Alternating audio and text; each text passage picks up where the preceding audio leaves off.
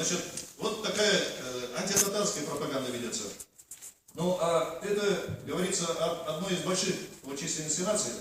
А что говорить о других нациях? Дальше, цитирую статья 26, часть 2. Каждый имеет право на пользование родным языком, на свободный выбор языка общения, воспитания, обучения и творчества. Вот видите, очень кратко написано, очень емко.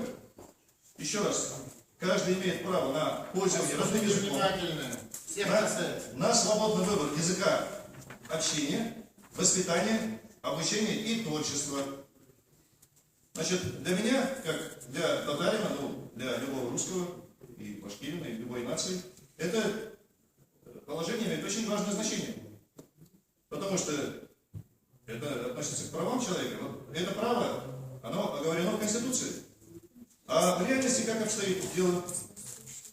Считается, вот, например, касательно татарского языка, это с точки зрения обучения и творчества на татарском языке, ну, на любом родном. Но по татарскому считается, что в республике Башкортостан имеется 3 татарских гимназии. На самом деле, 2 из них, находящиеся в Уфе, татарскими назвать можно весьма условно. До свидания. До свидания. Поскольку там не ведется изучение предметов на родном татарском языке. А изучение татарского языка в нескольких начальных классах еще не дает повода называть всю гимназию татарской.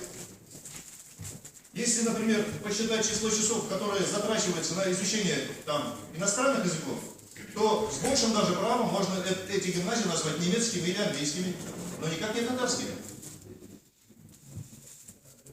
Единственная гимназия в Республике Башкортостан, которую можно в полном смысле назвать татарской, можно было назвать до поры до времени, она находится в городе Белебей, руководителем которой являлся директор Нурмухамед Мусаинов.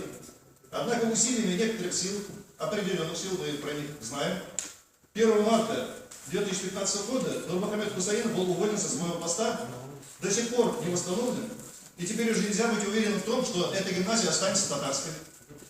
Абсолютно нет никакой уверенности.